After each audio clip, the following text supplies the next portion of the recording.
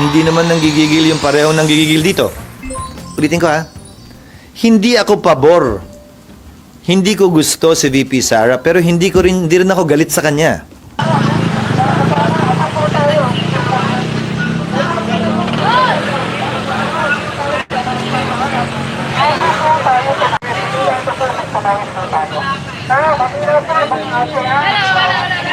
Ayos po tayo. Alala po ulit sa mga assignment natin, baka makakagin po tayo ha. Pasok-pasok po tayo sa ganun po.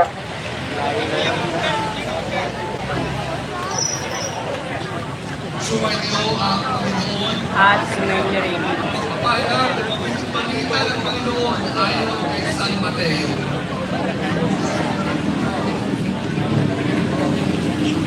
Sinabi ni Jesus, walang masisiglan ang ilaw kung pag-itago lamang ito. Kaya'y ilalagay sa ilalagay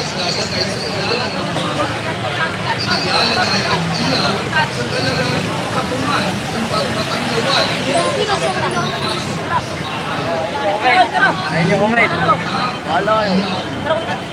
Hi, good morning, good morning. Ito, impeachment rally.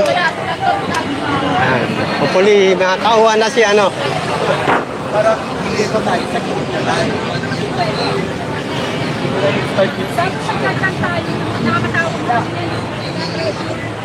Marami-rami.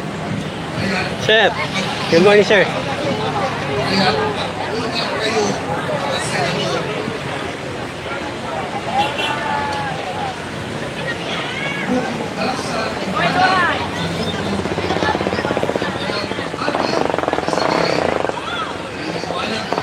Para isang ilaw na kumakaglaw sa inyo, sa kapag. Balikan sa ating Panginoon.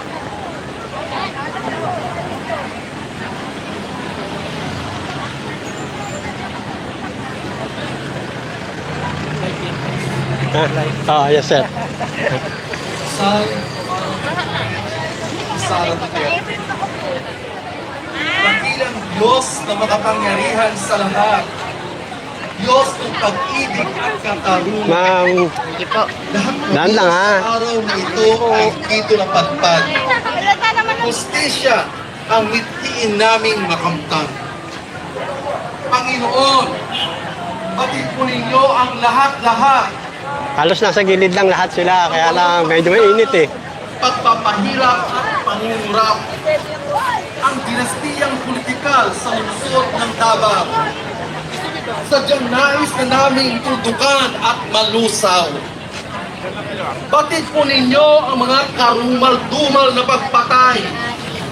Maralitang taong bayan na parang hayop na kinatay. Ang libo-libong EGK sa buong Pilipinas sa pangunguna ng pamilyang Judas Talipangdas. Batid po ninyo, O Diyos, ang mga pagmumura, ang pambabastos sa kababaihang Pilipina. Namalas mo po ang paghamak at pag-alipusta sa Santo Papa at maging kay Kristong Yeshua. O Diyos, sobra-sobra na po ang kanilang kasamaan. Marapat na magwakas kanilang kapamahalaan. Guilty for crime of humanity nawang verdict kay Digong. Maisa-isa't makalkal kanyang mga krimen at korupsyon. At si Sara Duterte naman, magwakas ng kanyang kapalaluan. Ma-impeach nawa siya at matanggal sa pwesto. Habang buhay na sa politika'y di na makatakbo. Pabunyag nawa sa pamamagitan ng paglilitis. Mga katiwalian niyang walang mintis at kaparis. Sina Jay Camote, Michi Mango at Mary Grace Piatos, mga pangalang bogus ni Sarang Duterteng Bastos. Confidential fund dapat lamang maungkat mga korupsyon at daghang pagkawat, pati na rin ang mga banta ng pagpatay sa mga politiko na kanyang inaaway. O Diyos, ligaligin mo po ang mga puso ng senador. Si Chis Escudero na obviously namang pabor. Pabor na hindi ma-impeach si Sara. Kesyo, cheesy flavor pa ng Mary Grace Piatos Lunta. Ligaligin ninyo, O Diyos, ang mga nasa Kongreso, ang mga nasa Senado na umaalyado. Matakot nawa sila sa imagsik ng mga tao. Ang sambayanang sobrang atat na sa pagbabago. Gabaan nyo, O Diyos, ang mga trapo, ang mga balimbing tulad ni Escudero. At ito naman, sina Bato at Bongo. Dakpin na at isama kay Digong sa preso. Gabaan nyo, O Diyos, ang mga anti-impeachment, mga trapo at senador na aming nilalamen. Ligaligin mo ang kanilang mga isip. Pag-aalsa ng mga tao'y kanilang malirip. Dalangin namin, O Diyos, ang impeachment. Si Sara Duterte na sa sambayanan ay determined. At ang tulad niya ay dapat nang mag-disappear. Kasama kanyang brothers, mawala na sa puder. Dinggin mo, O Diyos, ang aming dasal. As soon as possible nawa si Sara ay matanggal. Siya ay kawatan, kurap, bastos at hangal. Ang mga katulad niya, as in, ay hindi normal. Dinggin mo, O Diyos, ang aming dalangin. Ang mga nag-aapoy naming mga damdamin. Si Sara Duterte sa politika ay tanggalin. Impeachment trial sa kanya'y madiliin. Amen. Sumainyo ang Panginoon. Pagpalain tayo ngayon, bukas, at hanggang sa ating inaasam na impeachment ni Sara Duterte sa ngalan ng Ama, Anak at Espiritu Santo. Sara Duterte! Sara Duterte! Mas malakas! Sara Duterte! Hindi ito aabuti ng isang oras. So, let's not pretend that 1 hour is too much to ask. Kung ibang panukala sa plenary, umaabot tayo sa hating gabi. Sa tingin ko, kaya nating humanap ng oras para dito. We have 3 full days of session left, which can last up to midnight, as they have in recent days. We may have only 3 days, but 3 days is not nothing. The Senate must not be heedless and callous to the growing calls for the institution to fulfill its mandate and begin the impeachment trial. Nandyan ang simbahan at ang iba't ibang grupong relihiyoso, ang mga abogado, ang mga law schools at universidad, ang mismong mga bumalangkas ng ating saligang batas. Sina former Supreme Court Justice Adolf Ascuna, sina Attorney Rene Sarmiento, at Attorney Christian Monsod, lahat sila nagsasabing kumilos na ang Senado. Bilang mga senador ng 19th Congress, malinaw sa amin sa minority ang aming responsibilidad. At hindi ako papayag na Senado pa mismo ang bumaliwala sa ating konstitusyon. Dahil hindi lang taong bayan ang huhusga sa amin. Kung hindi ito matuloy, hindi tayo patatawarin ng kasaysayan. So ano mangyayari? Magkukonvene na agad? Hindi na po mangyayari yung dapat basahin muna ng panel of prosecutors yung articles of impeachment? In fact, pangatlong step na yan. Unang step ay manunumpa manunumpa ang muna. Senate President bilang presiding officer. Pangalawang step, pasusumpain niya kaming lahat ng mga senador bilang senator judges. Kasunod niyan, finally, once and for all, babasahin sa amin ang articles of impeachment. Pero lahat ng yan, maaring hindi umabot sa 1 oras. Kasi originally, ang magiging presentation muna nung articles of impeachment bago daw mag-convene bilang impeachment court. Ayon sa pagkaalam namin sa konstitusyon at sa rules of impeachment, yung kwento ko po yung sequence of events. Manumpa ang presiding officer, manumpa ang senator judges, babasahin ang articles of impeachment. Sen, kailangan po ba yung prosecution team ng House yung magbasa on the floor nung articles of impeachment o pwede na yung Senate Secretary as the clerk of court ng impeachment court? Ang naging practice ay yung House prosecutors ang nagpe-present ng articles of impeachment. Pero kung base lang sa Senate rules of impeachment, maaring simpleng opisyal dito o assigned person sa loob ng Senado ang magbasa ng mga ito sa amin bilang senator judges once convened na kami as impeachment trial court. Pero ma'am, confident kayo na kapag nag-motion, makakakuha kayo ng enough votes para suportahan ng mga senador? It shouldn't even require. Hindi na Sapat na, kailangan? no. Ayon sa mismong konstitusyon, hindi kailangan yung approval ng majority para lang simulan ang aming tungkulin sa impeachment process. Pero kung kakailanganin pa ng isang motion, yan ang aming gagawin ni Senator Coco. So pag nag-motion kayo, no more debates, no more nabutuhan, dapat tuloy na agad yung... Ideally, sasabihin lang ni Senate President na inaaprubahan niya yung aming motion. Kasi even that, hindi na sana kakailanganin kung lamang sinunod namin ang konstitusyon na upon receipt of the articles of impeachment transmitted by the House, forthwith, ituloy na namin ngayong linggo ang Senate impeachment trial. Sen, bakit ngayon po, bakit hindi po yung June 2 nung pagka-resume nyo, in-erase nyo na po agad yung issue na to na dapat mag-convene? Dahil batay sa konstitusyon at batay sa naging practice kahit nung nakaraang mga impeachment trials, hindi na kinailangan ng kumbaga lesser mortal tulad ng isang motion sa floor para lang gawin ang pinakamataas na utos at obligasyon na nanduroon na sa konstitusyon.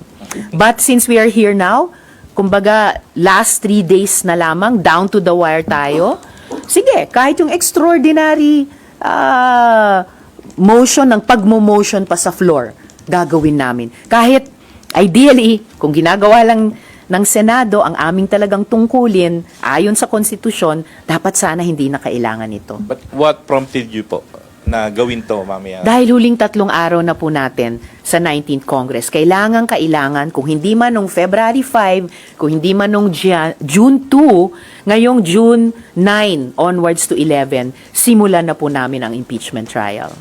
Kasi ilang beses sinasabi ni SP Cheese na very powerful ang plenary. So parang laging decision ng plenary ang masusunod. Very powerful ang plenary sa aming legislative functions. Most powerful, above all, above the Senate, above the House, above the Supreme Court, even above the President, most powerful ay ang konstitusyon. At sinasabi sa konstitusyon, hiwalay ang aming legislative functions kung saan most powerful kami bilang Senado sa non-legislative functions.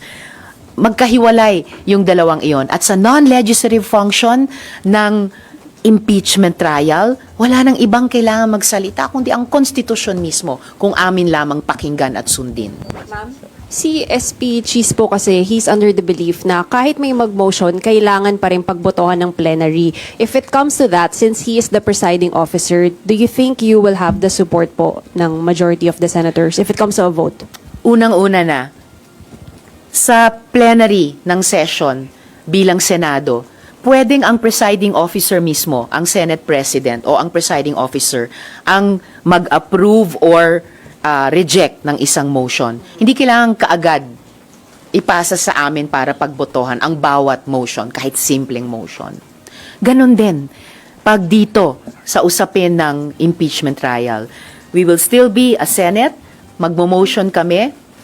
The Senate President has all the power and I would say the obligation na to rule favorably sa motion namin iyon. Kung kailangan pang umabot sa pagboto kung ipasa pa niya sa amin sa plenary. Well, nakikita nyo naman po habang dumadaan ang mga araw, dumadami. Mismong mga kasama namin sa majority na nag-on the record na payag sila or sasang-ayon sila na simulan na namin ang impeachment trial. Nandyan si Senator Alan Peter Cayetano, si Senator J.V. Ejercito, si Senator Sherwin Gatchalian, at si Senator Jinggoy. SP Pro Temp Jinggoy Estrada. Ma'am, yung pag-convene po ba ng Senate as an impeachment court, is that optional? Oh, definitely not. Definitely not. Kapag ang maging pananaw namin at ugali namin ay optional lang, yung pag-convene bilang impeachment court, susuwayin namin ang konstitusyon. Kami pa, Senado. At yun yung sinabi ko kanina na hindi kami papayag sa minority. Hindi ako papayag bilang senador na kami pa ang Senado ang susuway sa konstitusyon. Ma'am, ito ba na karoon kayo ng concern na mukhang may move to kill the impeachment case arbitrarily? Kaya nag-decide na kayo na mag-motion doon? Well, sila na ang nagsasabi na bukod sa convict or acquit decision, may option pa na dismiss. Walang ganun po sa konstitusyon. Wala rin pong ganun sa rules on impeachment. No? Sila na yung pinapaaga yung valedictory speeches ng mga graduating senators.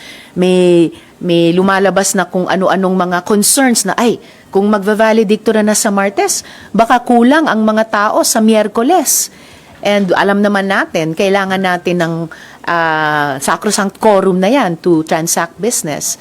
Kaya ngayon pa lang, kahit frustrated kami na hindi kami simpleng sumunod sa iutos ng konstitusyon na pagtanggap ng articles of impeachment, forthwith, proceed with trial.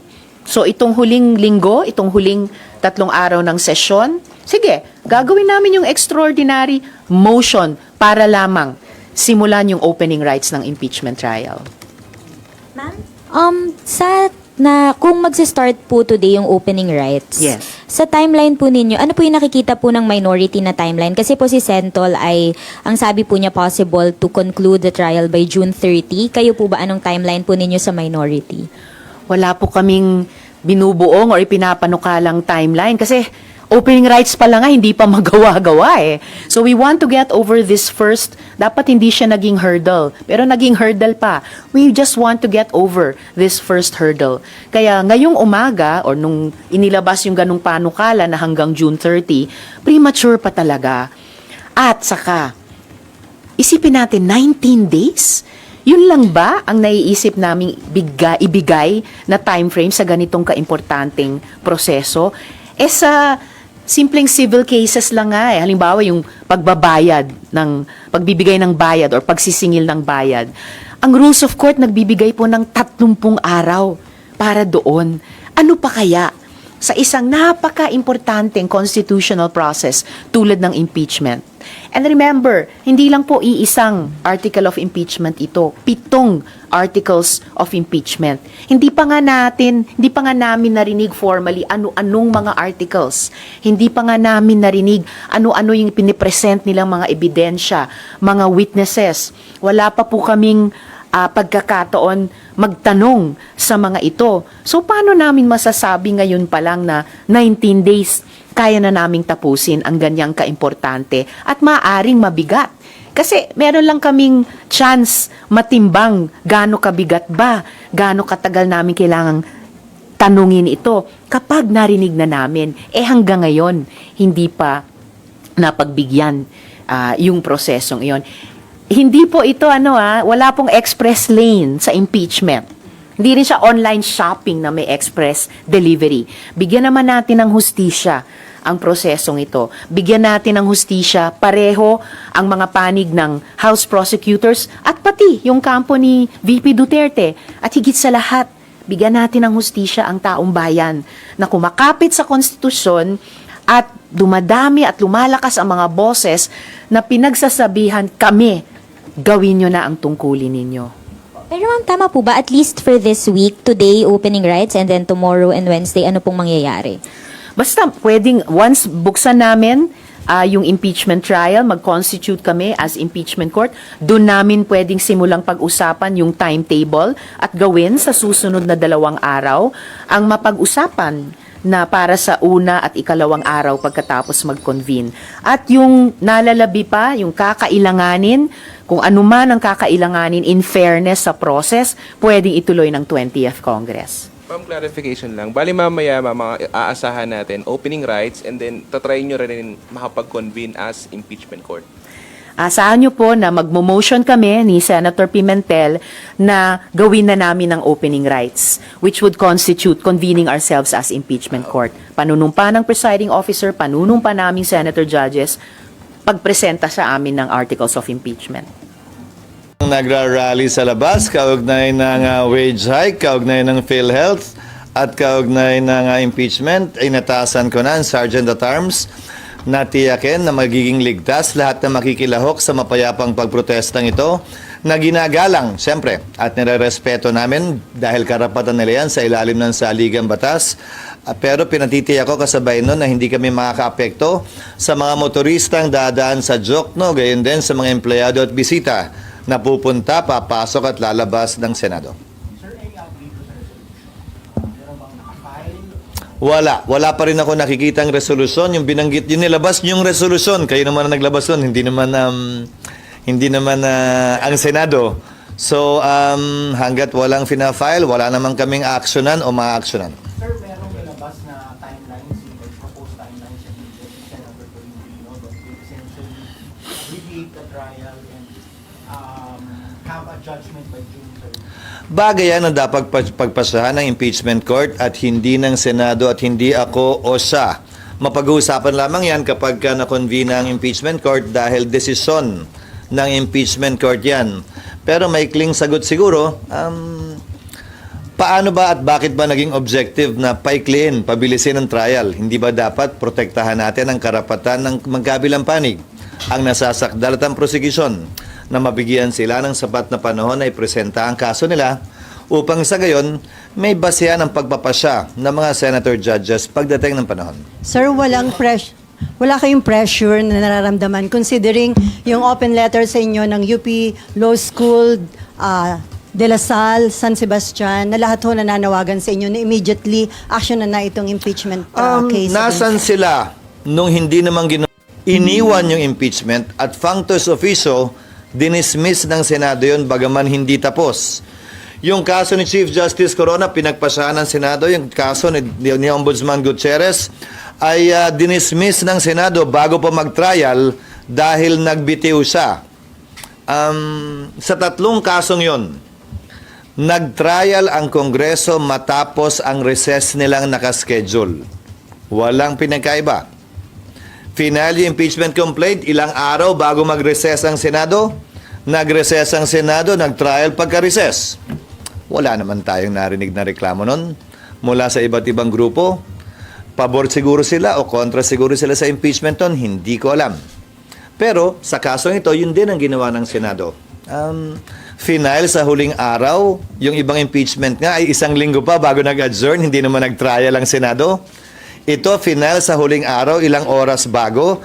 Kaya sinabi ko, magko-convene ang Senado pag-resume namin. At sinabi ko rin na ang magagawa lamang namin ay pag-issue ng summons dahil nga kulang na yung panahon at matatapos ang otoridad, authorization, kapangyarihan ng mga prosecutors pagdating ng June 30 dahil hindi continuing body ang Kamara. So hindi kayo magpapapressure, sir? Kahit meron din mga rally? And Sinabi ko na yan din nung simula. Sinumang pabor sa impeachment o kontra sa impeachment, sinumang pabor kay VP Sara o kontra sa kanya, hindi ko papakinggan. Gagawin ko kung anong tama, nararapat at ayon sa konstitusyon at batas, ayon sa aming tingin. Kung ano ang tama. Hindi porkit pabor sila sa impeachment at ayaw nila kay VP Sara at gusto nilang matanggal si VP Sara, mamadali na namin at susundin namin sila. Sa kabilang banda, yung mga ayaw naman, hindi rin naman namin papatagalin ang proseso. Susundan namin yung proseso, sino man ang mapaboran, sino man ang matamaan, sino man ang masaktan, sino man ang mabenepisyohan nung proseso yun na ginawa at sinundan kahit ng mga naunang impeachment. Pero kanilang paniwagan, i-fulfill ninyo yung constitutional duty pagdating sa impeachment. Ang gusto nila, madaliin namin yung aming constitutional duty. Gagampanan namin yon, pero hindi sa oras na gusto nila porkit nagmamadali sila. Wala namang nagsabing hindi namin gagampanan yun dahil sabi ko nga, proseso ito na dapat sundan at sinusundan. Hindi sa oras na gusto nila, hindi sa pinili nilang panahon. Halimbawa, gusto nila mag-trial kami sa recess. Maliwanag na bawal at illegal yun. Kung sinunod namin sila sa kagustuhan nila, edi nagkaroon pa ng dagdag na bala sa ang nasasakdal si VP Sarang maaaring iyakyat na naman sa Korte Suprema at maging problema na naman nating lahat. Hindi dahil mapapaboran siya o hindi siya mapapaboran, pero dahil magkakaroon ng constitutional crisis kung saan maaaring pigilan ng Korte ang Senado sa sinimulang trabaho niya. SP, di ba yung Constitution po mismo nagsabi na madali? Sinabi yung forthwith shall proceed forthwith. Oo, pero ulitin ko, forthwith pa rin naman yung konstitusyon na nung hindi nag-trial ang Corona, ang Estrada, at ang Gutierrez.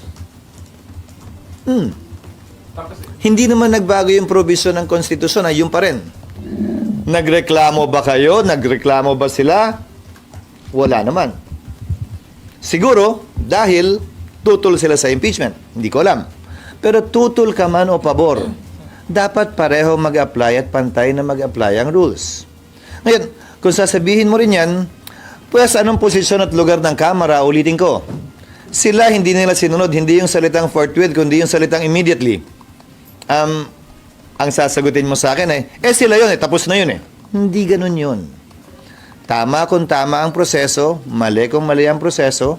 Merong pinagdaan ng proseso sa Kamara, meron din pagdadaan ng proseso ang Senado.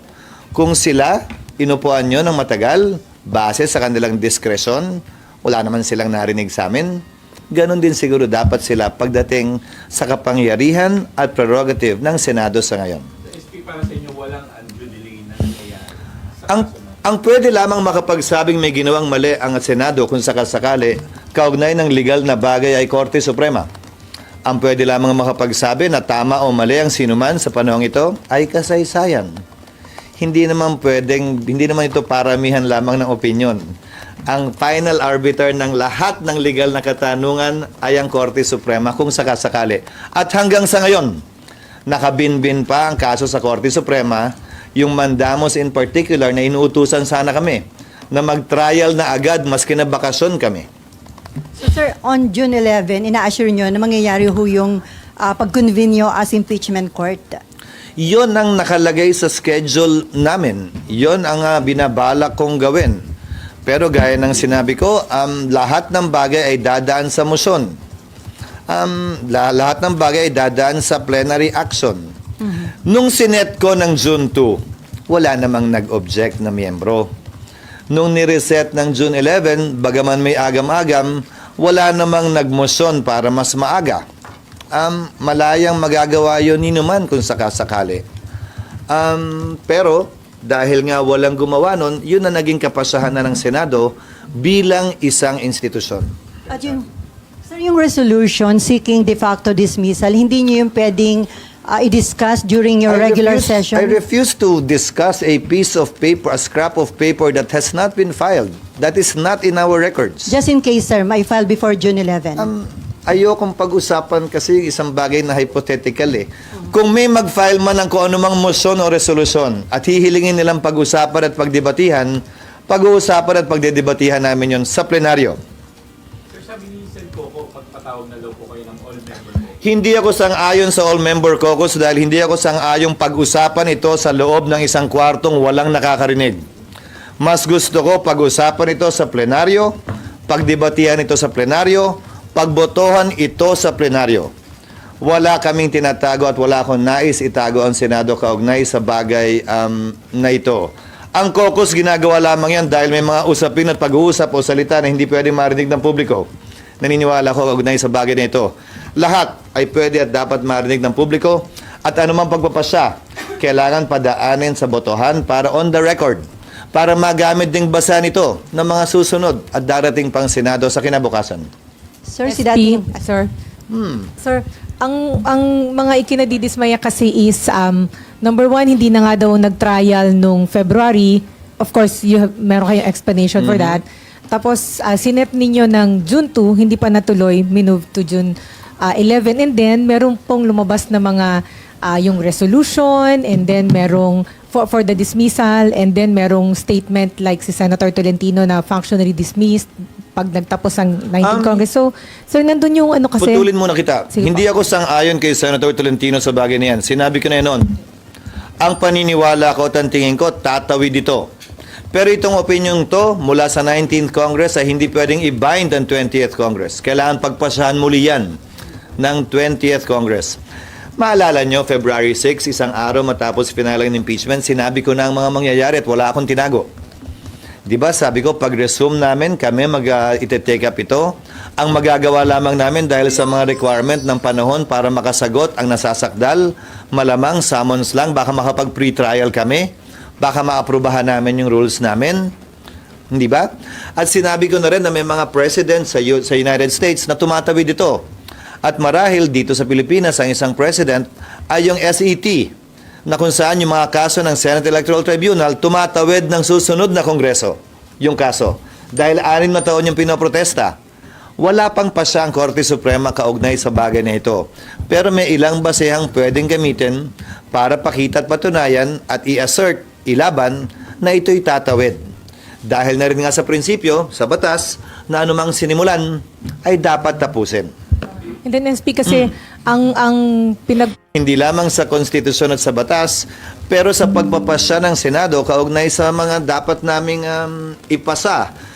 Sumulat ako kay Speaker Romualdez kaugnay sa pagpapaliban ng impeachment, pagbasa ng impeachment articles dahil sa LEDAC namin.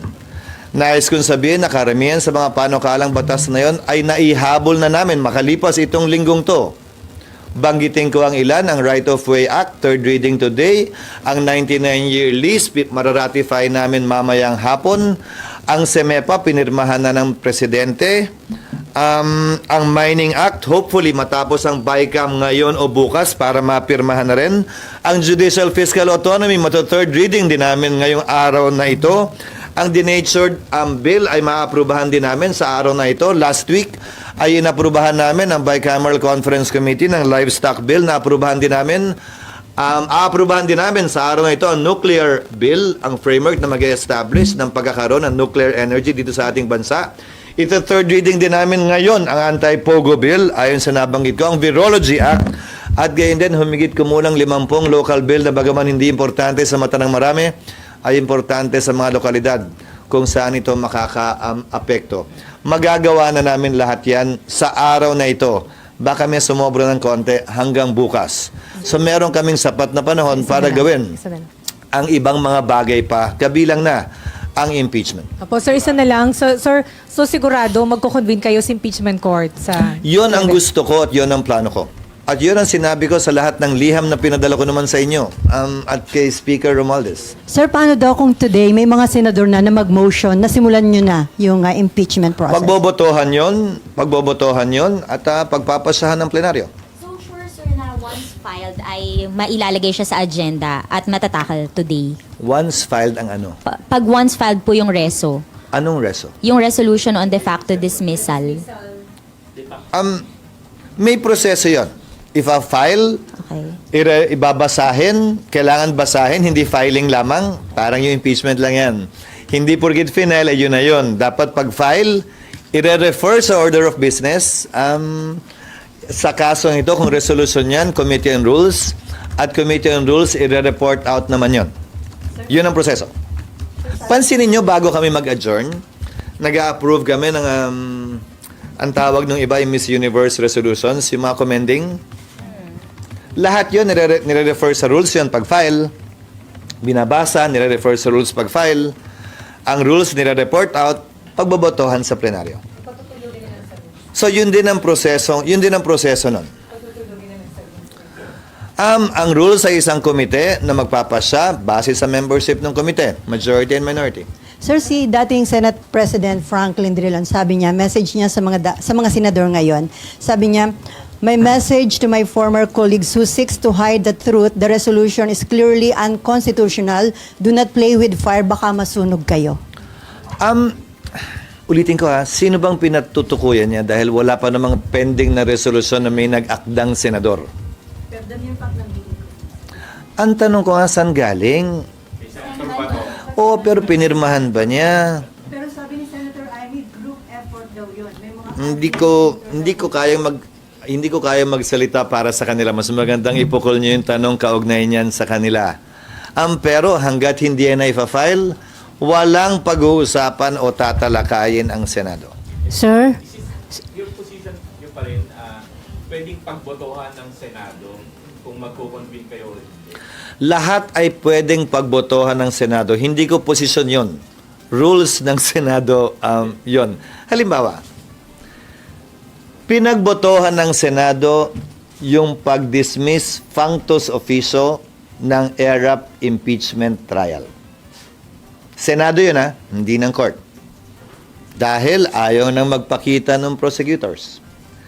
Pinagbotohan ng Senado nang walang trial yung pag-dismiss sa impeachment complaint laban kay Mercy Gutierrez na dating ombudsman. Motion din yun, pinagbotohan dahil nag-resign siya. Hindi ba? Pinagbotohan ng Senado nung corona impeachment kung susundin ba o hindi ang TRO ng Korte Suprema. Nagpasa ang Senado noon na sundin. Di ba? Lahat naman ito dadaan sa botohan. Ulitin ko lahat ng ginagawa ng Senado dadaan sa botohan. Kung may ginawa ang isang senador, maski tagapangulo pa ng Senado na hindi sang-ayon ng isang miyembro, maaaring questionin ito sa plenaryo at pagbotohan din kung sakasakali. So, sir? Ng mga kasamahan ninyo, automatic na yun dapat. Ganyan ang posisyon nila, Senator Win Gatchalian, Senator Jinggoy, Coco, Risa, and others. Pwede naman na ang pagkukonvene nyo, automatic kasi nakalagay na yun sa Constitution. Hindi na kailangan Ulitin ko lahat ng ginawa noong nakaraan pinagbotohan. Wala namang nagreklamo. Unawain na natin, ito ay highly politically charged na paksa. Maraming pumapabor sa impeachment, marami ring tumututol dito sa loob mismo ng Senado.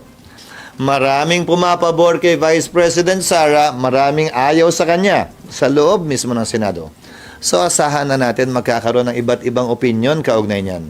Pero anumang opinion niyan, bilang tagapangulo ng Senado at presiding officer ng plenaryo, kung ako man yung nagkataon nakaupo doon, buong laya kung bibigyan ng sinumang miyembro na magsalita at sabihin kung anong ninanais nila at pagbobotohan ang lahat ng bagay na gagawin namin tulad ng nakaraan. Wala namang pagbabago. Sir? Hindi ko sinasabing pagbobotohan para hindi sumunod. Maling tanong yun. That is an unfair question to say the least. So, I'm simply stating a fact that everything we do in the Senate, even in the House, is put to a vote. Sir, may ginawa pong schedule si Senator Tolentino. Nakita ko nga. Yung 19, pwedeng matapos in 19 days yung impeachment trial. Nasagot ko na Kaya kanina ba? yan. Yan ay isang paksa na dapat pagpasa ng impeachment court kapag na-convene na ang impeachment court. Pangalawa, saan ba nakasulat na objective namin abbreviate o ipadali o padaliin o paikliin ang proseso? Hindi ba ang objective dapat bigyan ng due process ang magkabilang panig na may presentahin ko nilang ebidensya? Pangatlo, hindi ako sang-ayon sa paniniwala niya na hindi tatawid ang impeachment complaint sa susunod na Kongreso. Bagaman ang opinion ko ngayong 19th Congress ay hindi binding sa 20th Congress, ito'y pagpapasahan muli ng 20th Congress kung saan bahagi pa din ako at boboto ko kung sakasakali na ito'y dapat at pwedeng tumawid kung sakasakali. At saka sir, sinabi po pareho ni Senator Pimentel at ni Senator Risa na kaya in 1 hour tapusin yung convening ng impeachment court. Oo naman. Oo naman. Kasi magsusumpaan lang naman yun. So, Kayo naman, ngayon pa nga lang, hindi pa kami nag-convene ng impeachment court. Ang dami ng debate. Asahan nyo bago magsimula yan, ang daming gusto magsalita at debate. Hindi namin matatapos. Lahat ng natapos namin itong nagdaang mga araw. Sa katunayan, di ba nung isang linggo, umabot na magtatatlong oras yung debating manifestation lamang kaugnay nito bago pa nga namin magawa yung iba. Klaro naman na lahat gustong magsalita kaugnay nito na gusto ko mabigyan ng panahon at pagkakataon. Tinapos lang nga namin yung trabaho namin kaugnay sa mga hinahabol na panukalang batas. Hindi rin ito ang unang beses na ginawa ito ng Senado, ha? In fact, ginawa ito ng Senado bago mag-adjourn noon ng Oktubre, ni hindi pa nga sinidye. Hindi tinake up ang isang impeachment, Dahil may mga batas silang ginagawa, nung taong yon yung budget lamang nga. Hindi pa sinidi adjournment.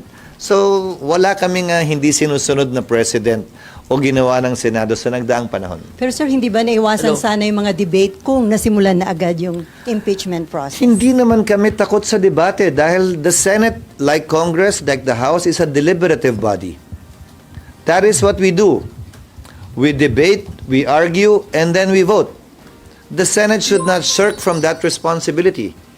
Hindi naman dapat kinakatakutan sa isang demokrasya ang malayang debate. Kayo naman, okay lang yun. Bahagi yon ng malusog na demokrasya kung sakasakali. Pero nangyari sir, kayo na daw yung on trial, hindi na si BP Sara.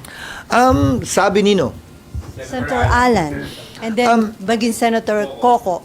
that is the burden of leadership, I guess. Bahagi yan sa pasanin, ika nga, ng mga leader o ng leader natin na may mga ganyang klaseng pananaw na isisisi palagi sa namumuno o tagapangulo imbis na, kung sakasakali, tingnan ito na pagsunod lamang sa tinatalaga ng batas. I accept that responsibility as part of my burden as the leader of the Senate. So are you not affected sir, considering na ang daming criticism sa Senate, lalo na ho sa inyo as Senate President? Again, ang timeline ko ay hindi kasama yon sa social media, kaya payapa ang buhay ko. Sir, si Senator Soto, parang biniblame kayo sa hold up ng impeachment trial. Wala naman tutukan na hold up. Tapos ano? dapat daw, on the same day na natanggap yung article of impeachment, nirefer sa Committee on Rules. Alam mo, siguro tulad kayo, hindi ko alam ang ibig sabihin ng bushwhack. Alam ko kung pinundanas ko ng tama.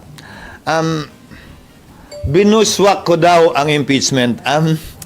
Tinignan ko sa diksyonaryo, ibig sabihin ng bushwhack. Attack by surprise from a hidden place. Inatake ko ba ang impeachment? Hindi. Sinunod ko ang batas. Sorpresa ba? Hindi. Dahil lahat ng ginagawa ko, sinasabi ko muna bago ko gawin. Pangatlo, mula sa tagong lugar, bahagi ng trabaho ko bilang tagapangulo ng Speaker Romualdez. Imbis na galangin ang kasalukuyang Senado, pinili niyang atakihin ang kasalukuyang Senado. Nalalaman ko na mas matanda at mas malawak ang kanyang karanasan, pero hindi naman siguro rason yun para hindi galangin at maliitin ang kasalukuyang Senado. I look forward to welcoming him in the 20th Congress. But in the meantime, allow Congress to decide, and we haven't even decided yet on these matters, because I reiterate my earlier position. All of these matters have to be confirmed and affirmed by the 20th Congress that he will be a part of.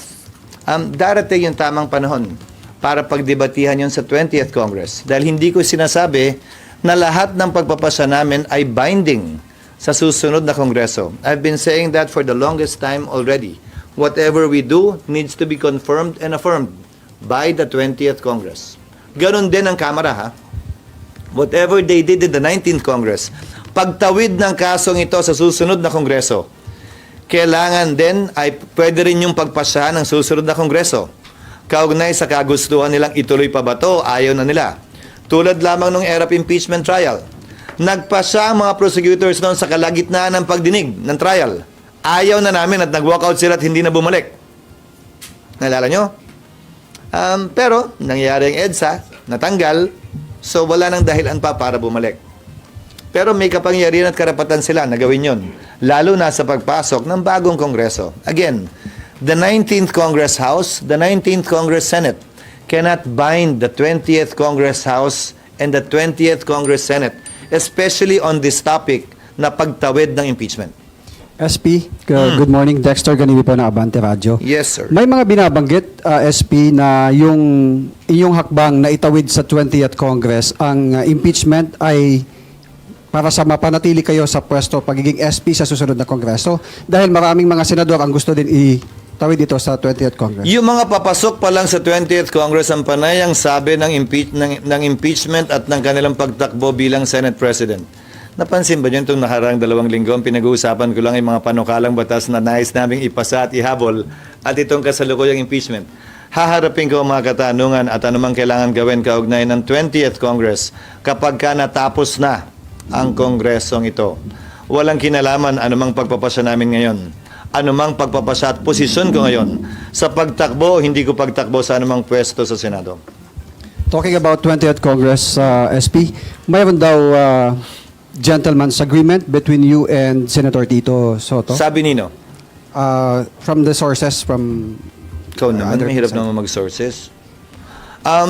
Sabi nino, dahil wala akong alam na ganyang uri ng kasunduan o usapan, hindi kami nagkakausap ni Senator Soto. Pero sir, Thank you, sir. intriga lang ba yun na may ino-offera na daw kayo maging majority leader, maging chairman ng Committee on Ulitin ko, Finance? sa dami ng ginagawa ko sa Senado ngayon na tinahabol na panukalang batas na medyo obvious naman siguro sa inyo dahil sa trabahong ginagawa namin. Sa dami ng mga katanungan kaugnay sa impeachment na in-schedule namin bago matapos ang aming sesyon, lahat yan darating pagkatapos na siguro namin mag-adjourn. Walang sapat na oras para gawin o pagugulan ng panahon yan. Sir, other issue. Matagal pa naman, di ba kayo natatagalan pa? SP, sir. July 28 pa magre-resume ang Senado. Ano mang oo o hindi ngayon, pwede magbago, bukas makalawa, lalo na pagdating ng isang buwan. SP, sir, sabi nyo nga pwedeng pagbotohan kung magko-convene kayo o hindi as impeachment court. So, paano yung scenario? Ibig sabihin, pag binasa yung articles of impeachment ng mga congressmen on June 11, sasabihin na ninyo na magko-convene kayo sa impeachment court maliban na lang kung may mag-object, ganun ba yun? Hindi ko So, paano sasabihin scenario, yun. sir? Tutuloy-tuloy lang kami. Point in time, pag may nagsabing objection, sasabihin ko, anong objection mo? Pag sinabi niyang ganyan and I move, may nag-object, magbobotohan. Pag walang nag-object, edi tuloy. Di ba sinasabi ng majority leader, I move that we take up the reference of business. Any objection, hearing none. Edi magre-reference of business kami. At any point in time na may tumayo at gusto mag-deliver ng privilege speech, halimbawa, what is the pleasure? Any objection na mag-privilege speech sa halimbawa, sa gitna ng reference of business? Wala, edi yun ang gagawin namin. We're all dictated by motions and objections and votes. That is what we will be doing, not only with this, but with everything that we do in plenary. Ano kasi, di ba? Pagkabasa ng articles of impeachment and then, tama ho ba? Supposedly sasabihin ninyo na magko-convene kayo. I-refer na agad yon sa impeachment court and that will trigger the convening of the impeachment court by doing the oath. First to me and then to the members of the impeachment court. Bakit tatanungin pa kung any objection sa pagko-convene ng impeachment court? Gano'n naman talaga eh. Again, lahat ng ginagawa namin ay gano'n. Everything is done by motion. You just simply ignore it because nobody is objecting. But in a highly politically charged issue such as this one, doon yung makikita kung sakasakali dahil nakita nyo na iba't iba ang pananaw halos ng kada senador. But I don't fear that. I don't run away from that. In fact, that shows that we have a vibrant democracy, both inside and outside the Senate. Dahil iba-iba ang opinion namin kaugnay sa bagay na ito. Pero bagaman magkakaiba ang opinion namin sa bagay na ito, ito'y tatapusin sa pamamagitan ng hindi suntukan o anuman, pero botohan. So isa na lang, how confident are you na masusustain yung pag-convene ninyo sa impeachment court? Ako nag-set nun eh. Ako nag-set dun sa pananaw at palagay ko, matutuloy yun hanggang sa pag-issue nga namin ng summons. Ngayon, kung yung trial ay matutuloy, ayon sa kagustuhan ni Senator Tolentino na isang araw lamang ang presentasyon ng ebidensya na magkabilang panig, impeachment court ang magde-decide nun. Hindi ang Senado. Sir, from July 1 hanggang bago Resume. mag-resume, walang pwedeng gawin yung impeachment court. Paano kami may gagawin? Walang prosecutor. Paano magta-trial kung wala ang isang panig? Paano magiging parehas at patas ang anumang paglilitis kung isang side lang yung pwede magsalita? Ang term ng mga kongresista na hinalal nila ay nagtapos na o magtatapos sa June 30. Yon ang isang bagay na nakita na lang din namin pagkatapos at maliwanag na hindi nakita ng kamera nung final nila ng late ito. Sorry. Yes. From June 13 hanggang 30, hindi pwede ituloy yun. 30 hanggang? 13 hanggang 30, hindi pwede ituloy. Desisyon ng impeachment court yon. Desisyon ng impeachment court yon. Dahil yung schedule nga ay kasama sa rules kasi yung schedule eh. Kung mapapansin nyo, di ba yung schedule ng trial nakalagay sa rules? So kasama yon sa aprubahan ng impeachment court. Sir, kailangan pa bang baguhin? Nalalabo, para sa akin, again, ang objective by madaliin o ang objective by palabasin kung ano ang katotohanan? So kung susundin Ayan na naman eh, madali na naman eh. Saan ba galing, saan ba nakasulat sa saligang batas na dapat madaliin ito? Oo, pero nagsimula na nga. Pati ba naman sa trial, forthwith pa? Wala namang nakalagay doon. Commence. Commence ang sinabi. Hindi sinabing trial shall be forthwith done. Tatapusin agad. Walang ganon, kayo naman. At kung kayo ang nasa panig na nasasakdal, masaya ba kayong isang araw lang, ikaw magpepresenta ng ebidensya, finish or not finish, pass your paper, parang grade 3? Again, I will leave it to the impeachment court, but personally, I think it's very difficult to limit the presentation of evidence on both sides to 1 day each, simply because you want it done at the soonest possible time. Hindi nakalagay na trial should be done at the soonest possible time, lalo na masyadong siniksik lahat ng bagay. Pero sir, Sir, possible yung din sa ba June 11 ba, may assurance na gusto talaga ng majority ng Senado? O mas late. Pero sa ngayon, wala namang humihiling nun. So SP, wala dun sa pag-convene ng 11 hanggang 30, June 30, bago magtapos yung term ng mga congressmen, hindi pwede mag-trial? Decision ng impeachment court yun. Pwede. Pero decision nga ng impeachment court yun. Pero sir, pwede rin ba from 7 articles of impeachment, i-lower ito into 2 or 3? Hindi namin decision yun. Pero pwede rin gawin yun, sir. Lahat ng bagay naman pwede. Again, by mere motion and by vote. Pero hindi namin decision yun. Hindi namin pwedeng pilitin ang prosecution na, hoy, dahil isang araw na lang to, bawasan nyo nga. Walang ganun. Kayo naman. Desisyon nila yon. Kung gusto nilang gawin yon, malayang mag-object ang kabilang panig na hindi, sinabi nyo na ganito eh. Tapos ngayon, babawasan nyo. Ayaw na namin, sinagot na namin yan eh. Tapos, dun pa lamang pagdedesisyonan yon ng Senado. So, there will be a motion pa rin by the prosecutors, if ever, to reduce it. Objected to presumably by the defense. Pag pinayagan nila, desisyon pa rin ng impeachment court kung papayagan yun o hindi, even with the acquiescence of the defense lawyers. Dapat magaling sa prosecution panel yung initiative pagdating sa pagbabawas ng articles. Pwede rin hilingin ng depensa. Pag hindi nag-object yung prosecution, magpapasya pa rin ng impeachment court. That is how you've seen trials, not only in the impeachment before, but also on TV. That's how it works. It operates by motions, objections, and votes. SP, Tanong lang ni Daniel kanina, sir. So, posible pa rin na hindi mag-convene ng impeachment trial sa June 11? Hindi ko nakikita. Pero, Kayo naman, yung mga ganyan tanong, yung mga trick question naman yan eh. Kasi, again, everything is possible in the realm of possibilities. Lahat naman, dahil nga motion lahat to eh. Pero, nakaset na yung date, di ba? Nung nireset namin, di naman tinago. Nag-notify naman sa lahat, nilabas naman sa lahat. So, barring any unforeseen, yun ang mangyayari. sir, pero SP, tanong po, di ba hindi optional yung hindi pag-convene? Yung pag-convene kasi nga sinabi dapat, no, ang mandato nyo ay mag-convene. Uulitin ko for the nth time. Walang nakasulat sa saligang batas na pag nag-resign ay hindi na magko-convene. Nag-resign si Mercy Gutierrez, dinismiss ng Senado, hindi nag-convene. Nagreklamo ba kayo? May nagsabi bang, ba't di nag-trial? That became part of the President of the Senate.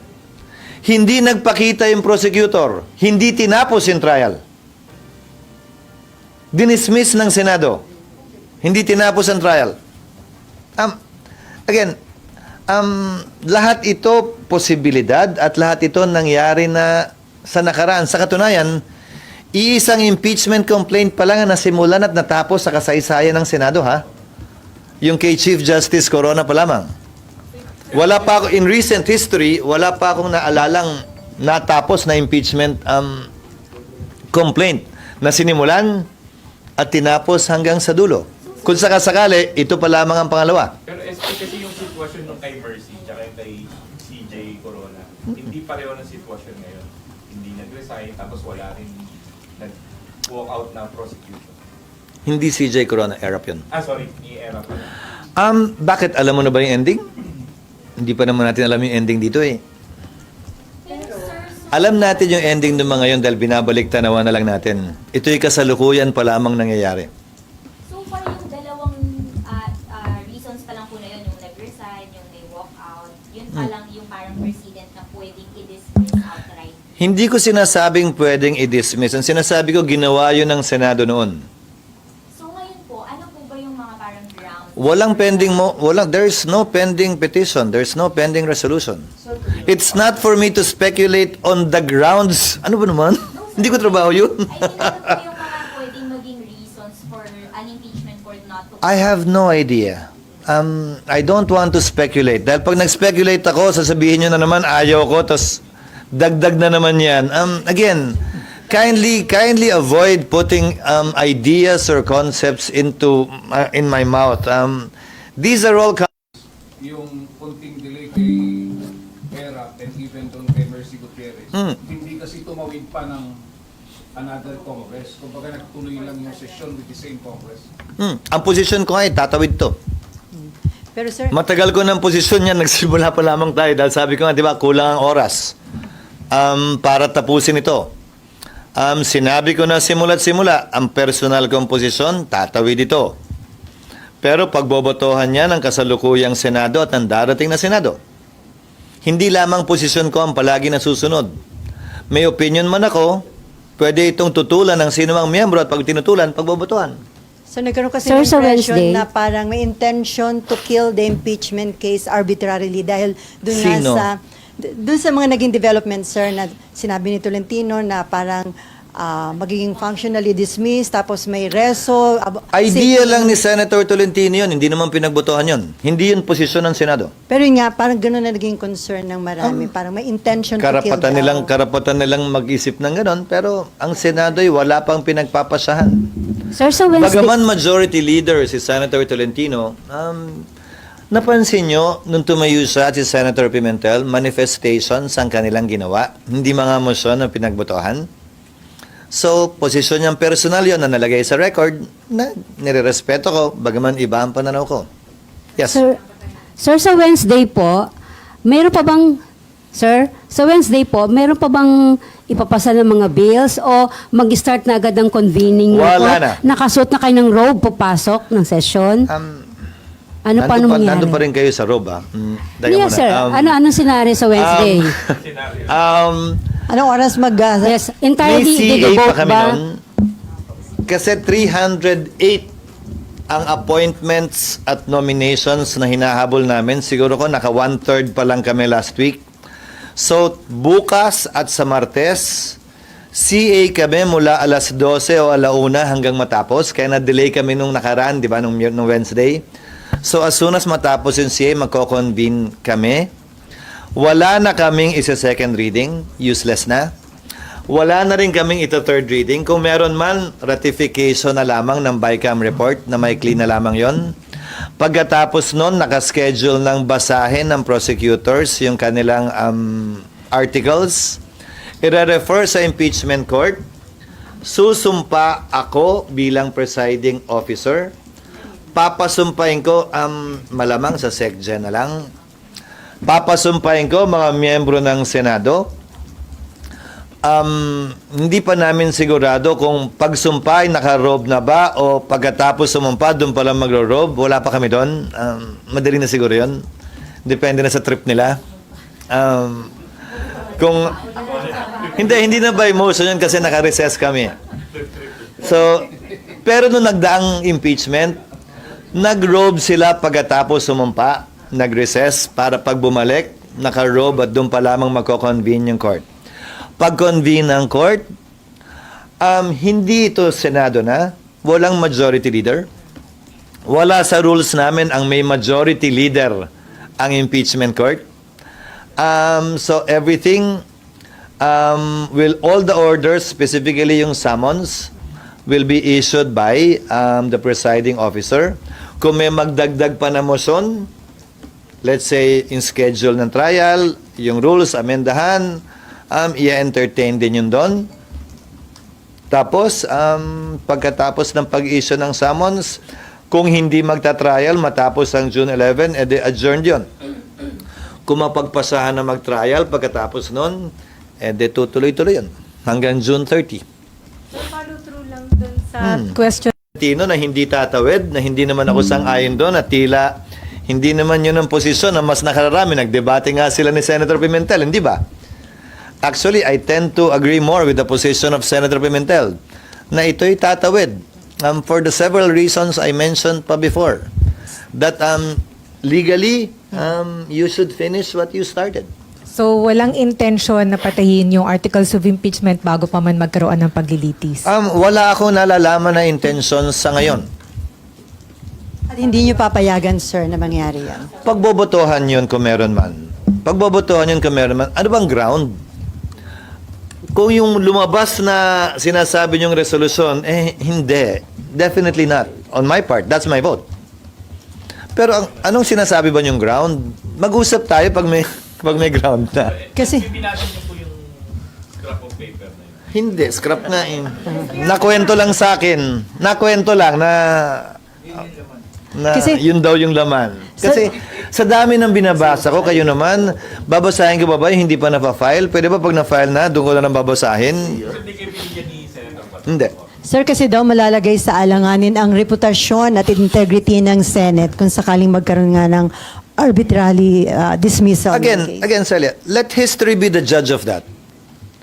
It would be unfair to say that this is right and this is wrong simply because you think that way, or simply because they think that way. Any legal position will be finally determined by the Supreme Court, not by us, not by any legal luminary, not by any former or current senator, but the Supreme Court. Number two, whoever is right or wrong at any stage of our history will be decided upon by history itself with the benefit of hindsight. Hindi porkit hindi sang-ayon sa iyo ang isang tao, siya na kagad yung mali at ikaw ang tama. Hindi porkit iba ang ginagawa ng tao sa gusto mong gawin nila, agad-agad sila na yung mali at ikaw ang tama. Hindi ganun yun. We do not operate and think that way, especially in a democracy. Yes, ma'am. Okay. Nandun pa siya, hindi pa siya umaalis eh. SP, yung speaking of panggigil, di ba dapat yung tayo mga Pilipino, manggigil talaga tayo pagdating sa issue ng accountability? Oo, bakit hindi? Pero napakaraming ibang accountability na hindi naman nanggigigil yung parehong nanggigigil dito. Ulitin ko ha. Hindi ako pabor. Hindi ko gusto si VP Sara, pero hindi rin ako galit sa kanya.